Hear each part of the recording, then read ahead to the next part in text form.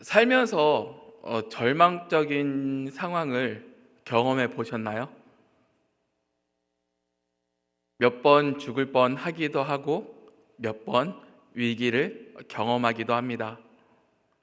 저도 인생은 짧지만 되게 죽을 뻔한 일이 상당히 많았던 것 같습니다. 그래서 아는 사람들이 저더러 좀비다 라고 말을 하더라고요. 어떠한 상황 가운데서도 죽지 않고 버틴다 라고 하기도 합니다. 어떠한 절망을 뛰어넘게 되었을 때, 또 몇 번의 괴로움을 뛰어넘게 되었을 때 우리는 어느새 그에 관한 승리의 기억이 남습니다. 그리고 그때 구원해 주셨던 하나님의 은혜로 말미암아 담대히 살아가기도 합니다. 근데 그 인생을 살면서 제일 고통스러웠던 적이 바로 절망을 뛰어넘지 못했을 때였습니다. 제가 기억하기로도 예전에 친한 벗이 어떠한 큰 위기에 닥쳤을 때 너무나 간절하게 그 친구가 살았으면 하고, 또는 그 친구가 구원받길 원하는 그 마음이 상당히 간절함에도 불구하고 그 친구를 도울 수 있는 능력이 되지 않을 때, 제가 가졌던 절망보다 더 가슴이 찢기고 괴롭더라고요. 가끔씩 제가 부모님은 아니지만 부모로서 이런 경험이 있지 아니한가요? 내 자녀가 너무나 큰 위기에 닥쳐 있습니다. 그런데 나는 그 자녀를 도울 수 있는 능력이 없습니다. 마음 찢기고 절망 가운데 있는데 나는 내가 사랑하는 자녀가 절망스럽다, 고통스럽다, 구원 받아야 된다 라는 것을 보고 듣고 알고 있는데 나는 결국 그 사랑하는 이를 도울 수 있는 능력이 없는 것입니다. 그럴 때 그 속을 파고드는 괴로움들을 저뿐만 아니라 여러분들도 경험하셨을 거라고 저는 생각을 합니다. 저는 신앙생활을 하면서 교회의 여러 어려움들을 봐왔습니다. 상처 많고 괴로움도 있었고, 또는 누군가가 교회를 떠나기도 하는 장면들 너무나 많이 바라보았습니다. 그때마다 항상 들었던 생각은, 만일 내가 저 친구를 도울 수 있는 힘만 있었더라면, 저 사람을 구원해낼 수 있는 지식을 갖추고 있었더라면 하는 생각이 많이 들기도 했습니다. 교회들의 어려움을 보십시오. 자세히 보면 어떠한 사람들의 관계보다 더 명확하게 볼수록 진리에 대한 무지가 교회 각자의 문제의 핵심 중에 핵심입니다. 교회가 깨어지고 아프고 분쟁나고 하는 거의 모든 교회들의 문제점에서 가장 근본적인 문제는 진리에 대한 무지입니다. 더 명확하게 말씀드리면 진리에 대해서 아는 자, 중심을 잡아주는 자, 붙들어주는 자만 있었어도 그 교회에 아픔이 없었을 상황들이 더 많았을 것입니다. 저에게, 김선민이란 목사에게 신학을 왜 공부합니까? 그렇게 교회의 아픈 모습을 보았는데 신학을 왜 공부하고 하나님의 말씀을 더 철저히 연구합니까? 라고 묻는다면, 저는 내 개인적인 신앙과 그리고 함께 성장함도 있겠지만 동시에 교회를 지키기 위해서 진리를 공부합니다 라고 답할 것입니다. 진리를 보면서 그래, 선민이는 진실을 알기 위해서 노력하는구나, 저렇게 약간 덕질하는구나 라고 생각할 수 있겠지만, 조금 더 고민하고 돌아보면 교회를 지키려고 공부를 했습니다. 첫 번째로는 이단에게서도 지키려고 했겠죠.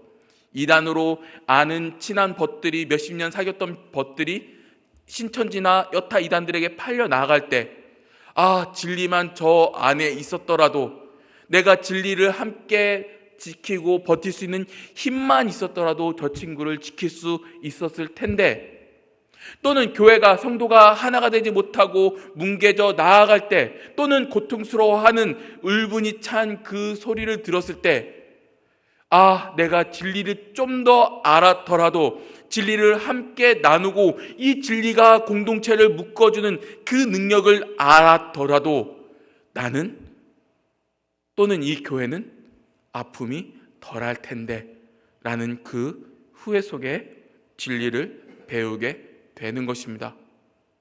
제가 간절히 항상 공부하십시오, 배워야 합니다, 이상한 유튜브 대신 보지 마시고 하나님의 바른 진리에 대해서 찾아가야 됩니다 라고 묻는 그 이유는 자신의 신앙뿐만 아니라 각자가 교회를 지키기 위해서 가져야 할 신앙적인 지식이 필요하다라는 요구를 말씀드리는 것입니다.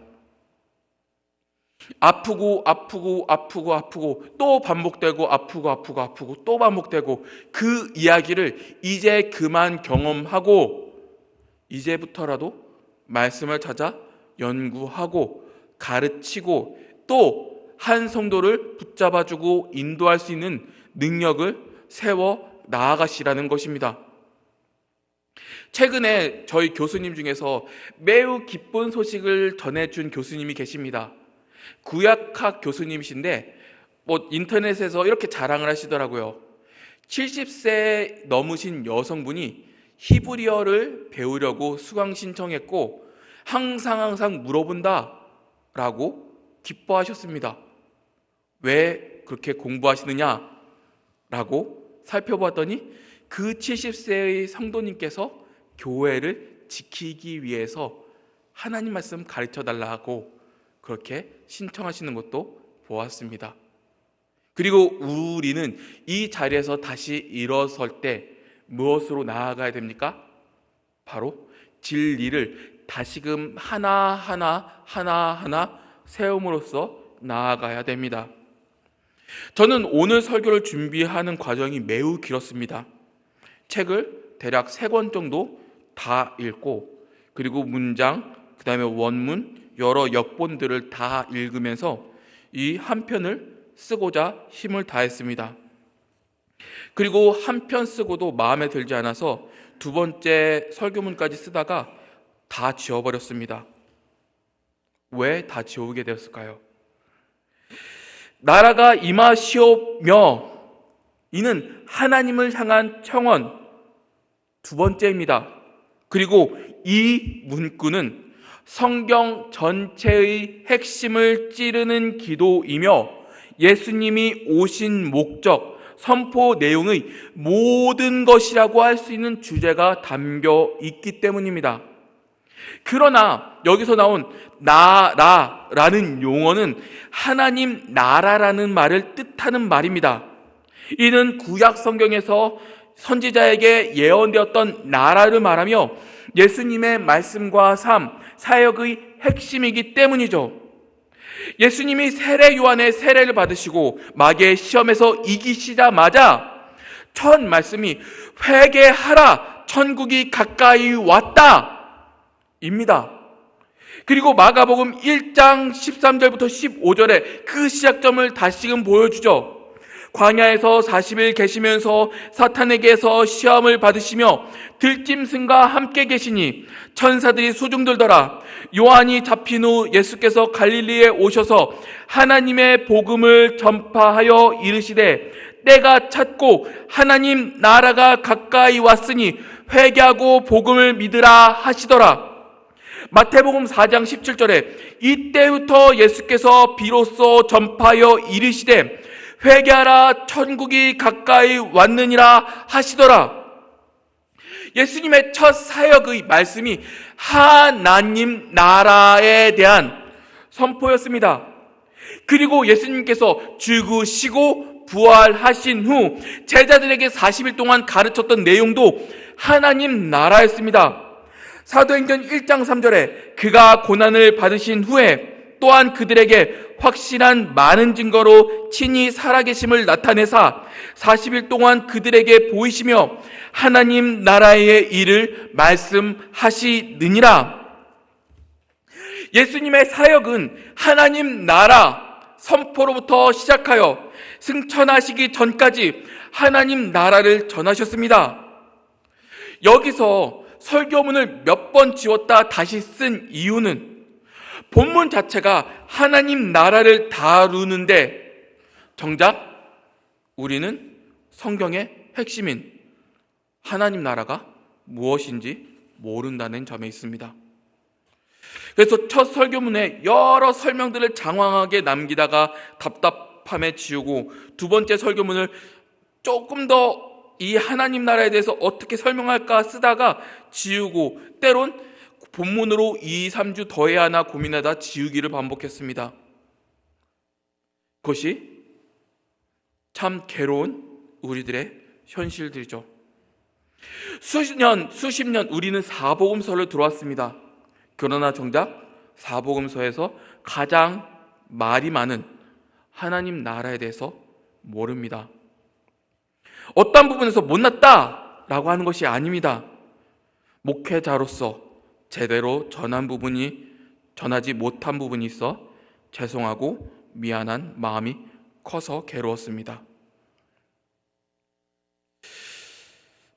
거대한 이 본문에 대한 고민이 생기더라도 남겨두고 성도들이 공부하는 데 도움을 드릴까, 아니면 2, 3주 명확하게 나누고 오늘 기도의 본질을 정확히 살필까 하는 고민들을 오래 했습니다.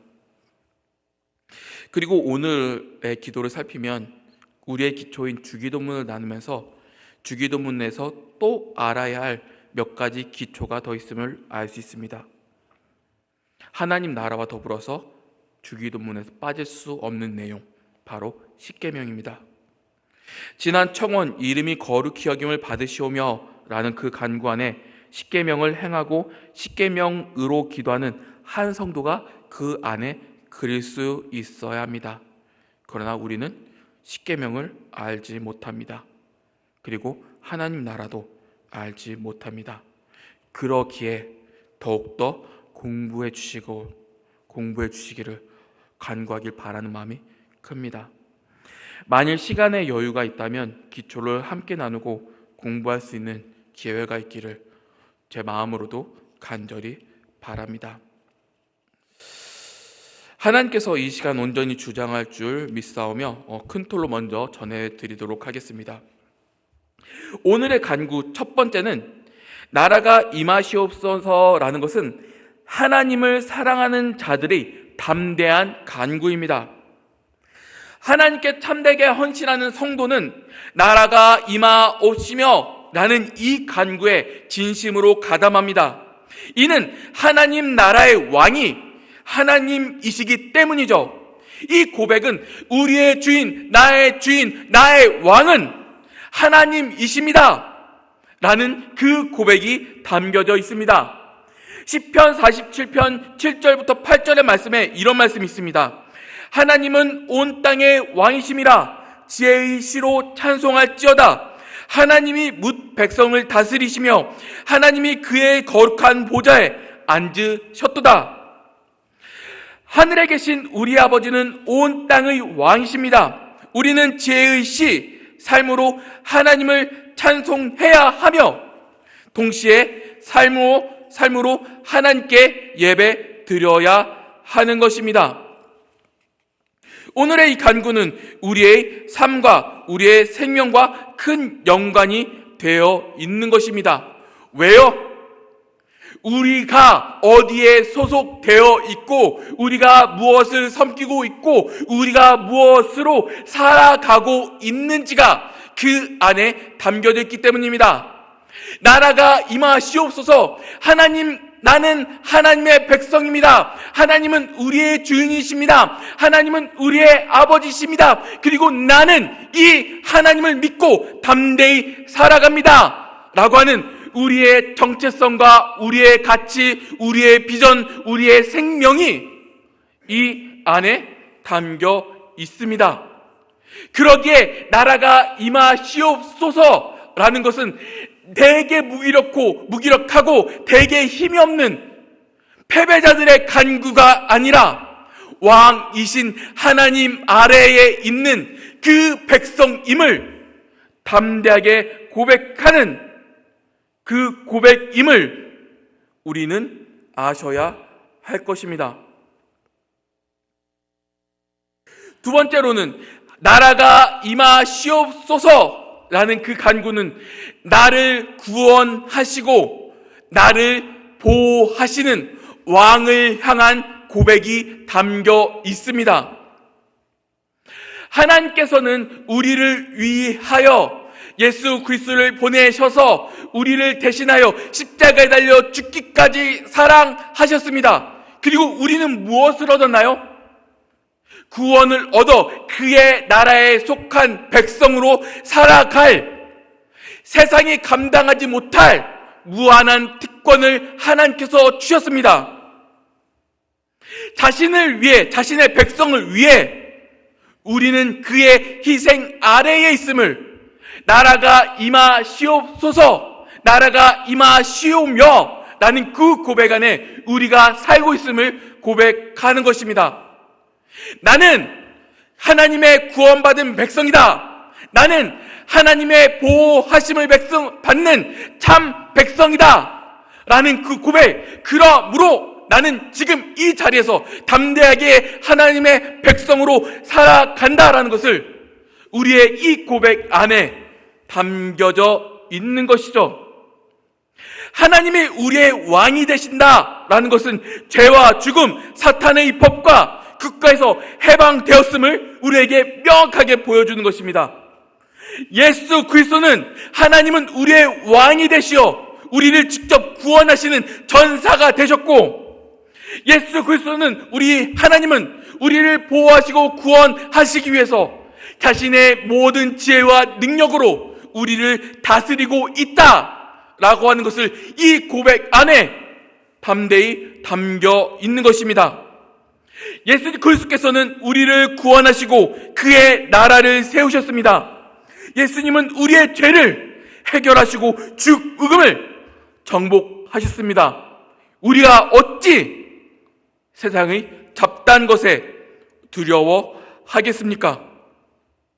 그의 나라, 그의 백성은 디모데후서 1장 10절의 말씀과 같이 이제는 우리 구주 예수 그리스도의 나타나심으로 말미암아 나타났으니 그는 사망을 패하고 복음으로써 생명과 썩지 아니할 것을 드러내신지라 라고 하십니다.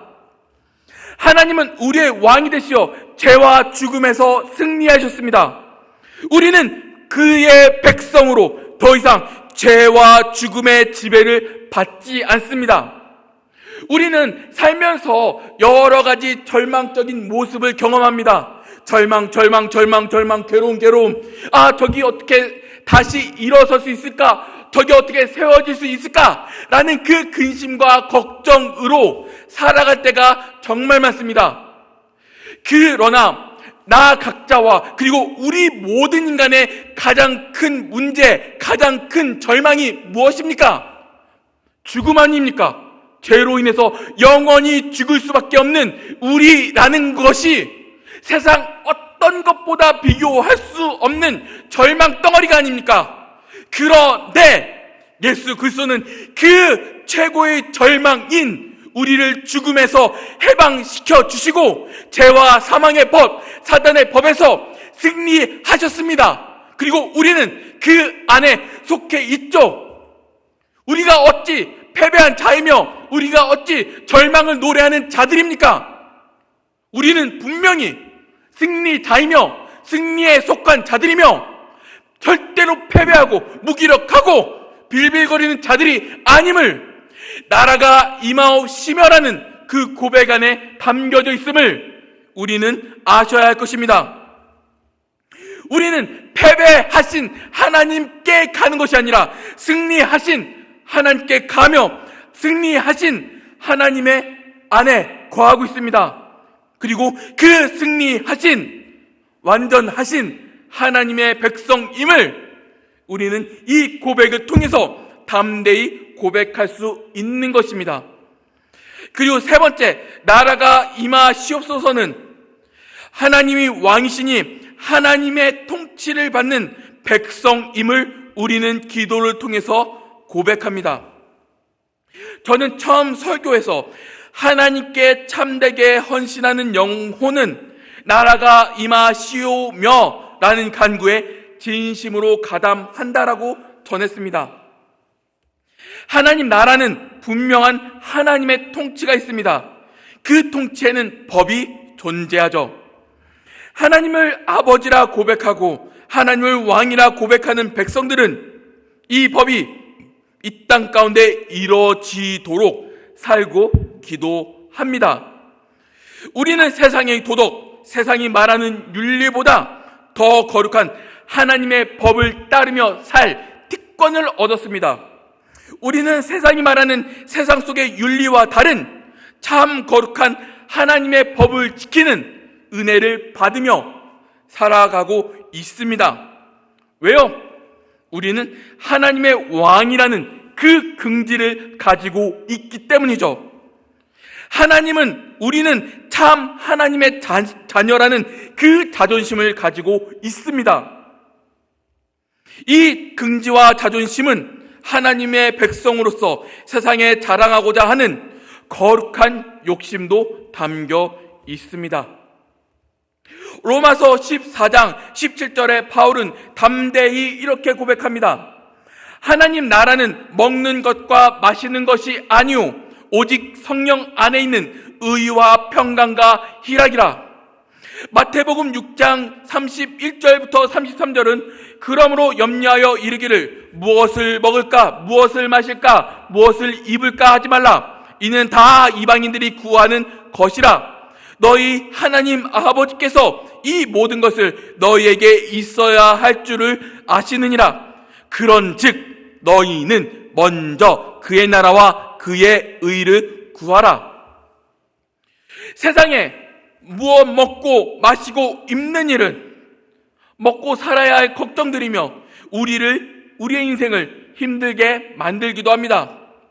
어떤 이들은 하나님 나라는 가난이 없고 배고픔 없는 세상이라고 말하기도 하죠.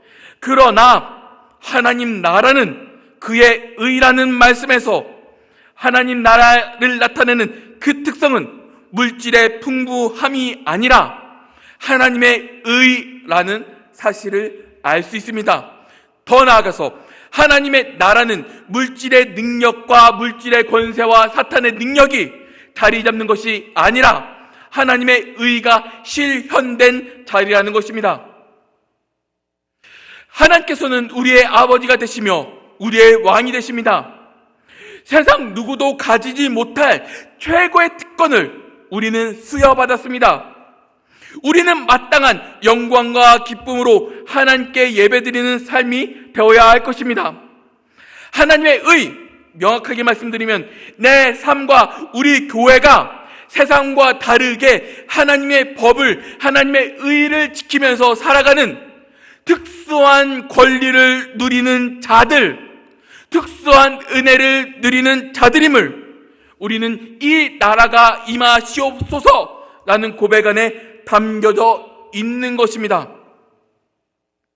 아까도 말씀드렸지만 하나님 나라와 십계명을 이해하는 것은 그리스도인의 필수입니다. 우리 교회에 우리 안에 하나님 나라가 임하였는지 건강한지를 살펴보고자 한다면 분명히 말씀드리겠지만 하나님 나라와 십계명을 모르면 분별하지 못합니다. 각자가 왕이요 각자가 의가 되어 서로에게 칼을 찔 뿐이죠. 우리는 십계명을 가지고 하나님의 나라가 이루어지고 있는지 이루어지지 않는지를 분별하여 기도해야 합니다. 그 십계명이란 것은 하나님 나라가 임하였는가 임하지 않았는가에 대한 척도이며 우리가 점점 자라나서 하나님의 통치가 나에게 이루어지길 원합니다. 하나님의 통치가 우리 교회에 이루어지기 원합니다. 라는 그 간구를 할 때 동시에 그 기준과 그 출발점이 십계명입니다. 이 간구는 하나님에 대한 이해, 하나님의 법을 이해해야 명확하게 할 수 있는 기도이기도 합니다. 그리고 점점 이를 알면 알수록 성숙해 나아가는 기도의 모습, 동시에 하나님의 나라 그 통치가 임하는 교회를 경험하게 될 것입니다. 네 번째, 하나님 나라가 임하시옵소서는 이미 임한 하나님의 나라입니다. 과거 전도지를 보면 예수님 믿으면 천국 갑니다 라는 글귀를 본 기억이 있습니다. 많은 글귀죠. 그러나 이 글귀는 가장 중요한 것을 빠뜨렸습니다. 보통 이 글을 읽으면 무슨 생각이 나시나요?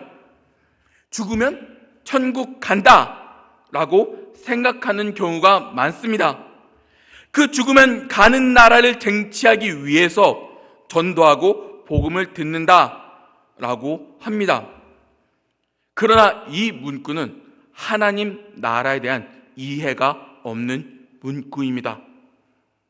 천국은 분명 마태복음의 언어인데, 마태는 유대인들에게 복음서를 작성하게 그들에게 하나님 나라라는 단어가 어렵게 느껴질 수 있게 천국이라는 단어를 사용했습니다. 분명히 예수님 믿으면 천국에 갑니다. 이는 부인하지 못합니다. 그러나 그보다 이 진리가 말하고자 하는 것은 끝나면 천국에 간다라는 그 의미보다 예수님을 믿으면 이미 하나님 나라에 속해 있다라는 의미로 사용됩니다. 끝나면 하나님의 나라가 아니라 예수 그리스도를 믿는 즉시 우리는 하나님이 왕이신 하나님의 백성에 소유된 그 백성들임을 이 안에 담겨져 있는 것입니다. 마태복음 12장 28절에 이런 말씀이 있습니다. 그러나 내가 하나님의 성령을 힘입어 귀신을 쫓아내는 것이면 하나님의 나라가 이미 너희에게 임하였느니라. 이는 하나님의 나라가 이미 임하였다라고 합니다. 하나님의 나라는 예수님의 오심과 함께 시작되었습니다. 그 확실한 증거가 예수님께서 귀신을 쫓아내신 일이죠. 더 나아가 하나님의 나라는 이 땅에 없고 저 천국에만 있다라고 생각하면 거대한 오해입니다. 누가복음 17장 20절부터 21절에 이런 말씀이 있습니다. 바리새인들이 하나님 나라가 어느 때 임하니까 묻거늘 예수께서 대답하여 이르시되 하나님의 나라는 볼 수 있게 임하는 것이 아니오 또 여기 있다 저기 있다 고도 못하리니 하나님의 나라는 너희 안에 있느니라 라고 하십니다. 하나님의 나라는 공간 어디에 있는 것이라기보다 하나님의 나라는 인격적으로 한 개인 내면에 또는 공동체 안에서 이루어져가는 나라입니다. 한 사람이 하나님의 통치를 누릴 때 또는 그리스도인들이 공동체가 하나님의 통치를 경험할 때 나는 하나님의 통치를 받는 하나님을 왕으로 고백하는 하나님의 나라의 백성으로 살아가는구나 라는 것을 명확하게 깨달을 수 있는 것이죠. 즉 하나님의 나라를 안다는 것은 지금 우리가 경험하고 누리는 내용이 무엇인지를 알게 해줍니다. 성경의 주제인 하나님의 나라가 지금 이미 나와 우리에게 증시되었음을 알게 해주는 것입니다. 천국은 당연히 갑니다. 믿으면, 예수 그리스도를 믿으면 하나님의 나라 그 끝에서 재림하신 후 그의 나라에 온전히 거합니다. 그와 동시에 지금을 사는 우리가 하나님 나라를 경험해 내고 있는 것입니다. 그래서 신학교를 가면 너무나 중요한 말, 하나님 나라라는 것을 배우고 신학생들이 또는 교수님들이 항상 하는 말이 있습니다. 이미와 아직입니다. 이미 이루어졌고 아직 이루어진, 말이 좀 이상하죠? 아직 이루어진 하나님 나라라는 개념을 사용합니다. 우리는 예수 그리스도를 믿자마자, 회개하고 하나님을 왕으로 섬기자마자 우리 안에 하나님 나라가 임하였습니다. 그리고 하나님 나라가 임한 자들이 모였고 우리는 하나님을 왕으로 삼은 교회를 이루었습니다. 이것이 나이며 이것이 우리입니다. 하나님을 왕으로 삼으며 하나님의 구원과 보호하심을 받으며 하나님의 은혜로 하나님의 의를 행하는 자가 되었고 우리가 되었습니다. 성도 여러분, 이만한 복이 세상에 어디 있나요? 이 복을 가진 자가 어찌하여 피폐한 패배자처럼 주저앉을까요? 이 복이 우리에게 왜 그렇게 무능한가요? 하나님이 왕이신 게 무기력합니까? 하나님의 통치를 받는 것이 무능력합니까? 하나님의 법이 아무 쓸모없는 법들입니까?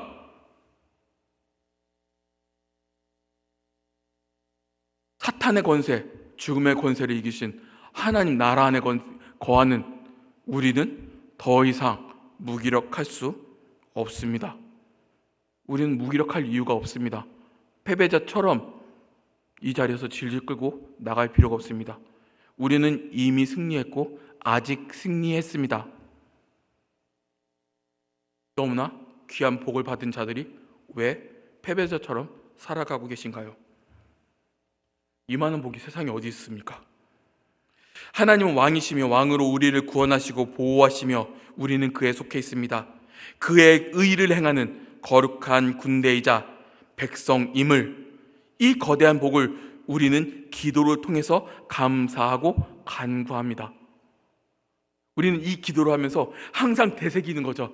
아, 나는 하나님의 백성이지. 아, 나는 구원받았지. 난 승리하신 하나님의 자녀지. 이 승리의 고백을 우리는 이 기도 안에서 배울 수 있는 것입니다. 그리고 이 기도 안에서 더 이상 무기력하게 살 만한 가치와 일을 발견하지 못합니다. 왜요?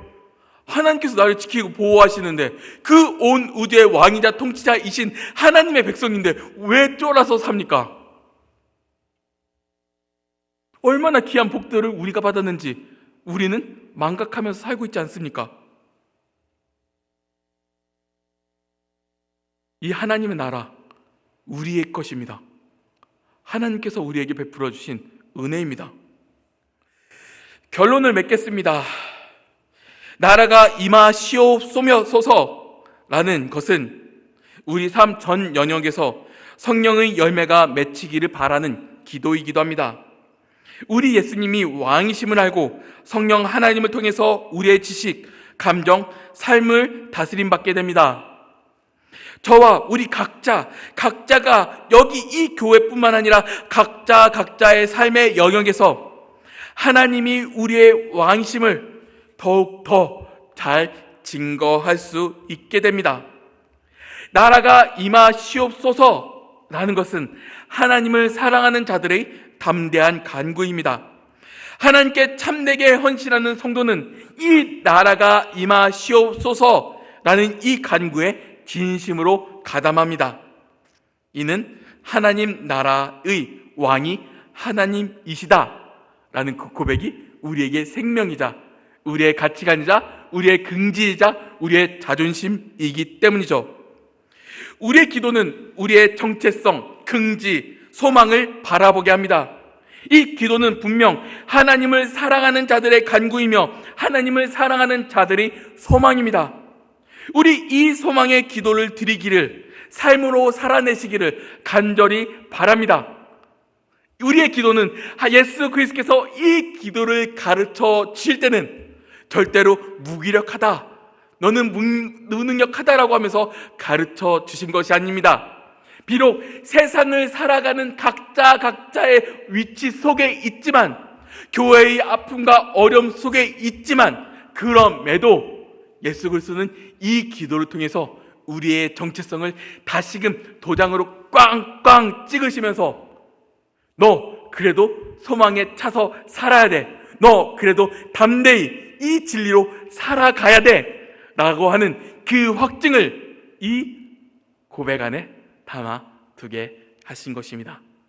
얼마나 귀하고 복된 고백들이며 예수 그리스도께서 얼마나 그 자녀들을 사랑하면 그 고백을 이 안에 담아두게 하셨을까요? 이 기도는 더 이상 무능한 기도가 아닙니다. 중이 연불 여도 나서 자, 예배를 마치겠습니다. 하늘에 계신 우리 아버지여 이름이 거룩히 여김을 받으시오며가 아니라 예수 그리스도께서 그 자녀들에게 나는 너에게 이런 분이다, 나는 너의 왕이다 라고 하는 것을 직접 고백하도록, 그리고 어려움이 있을지라도 더욱 담대하게 강하게, 왜요? 우리 주님이 왕이시니까요. 그 담대함을 가지고 살아가라 주시는 우리의 귀한 기도문입니다. 사랑하는 성도 여러분, 우리도 이 간구처럼 무능력하지 맙시다. 무기력하지 맙시다. 이 기도가 우리의 삶이 되고 우리의 교회가 지금 당장 경험하는 승리의 모습임을 고백하는 참 승리자로 살아갈 수 있는 우리 귀한 성도님들이 되시기를 주님 안에서 간절히 바라겠습니다. 기도하겠습니다.